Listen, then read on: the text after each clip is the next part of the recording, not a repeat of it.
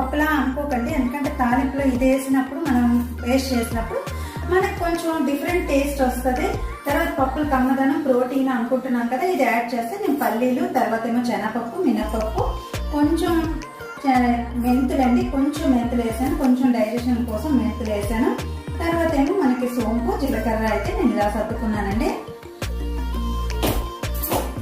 And కొంచెం కరివేపాకు సర్దుకున్నాను.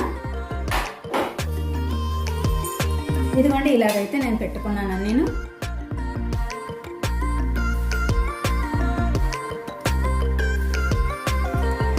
ఈ ఇంగ్రీడియంట్స్ ఉపయోగించి మనం పచ్చడి ఎలా చేసుకోవాలో మనం ఇప్పుడు చూద్దాం కదండి.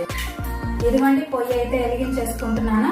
పొయ్యి వెలిగించుకొని మనం మూకుడు అయితే పెట్టేసుకొని మనం ఎలా తాలింపు వేసుకోవాలన్నది ఇప్పుడు చూపిస్తాను.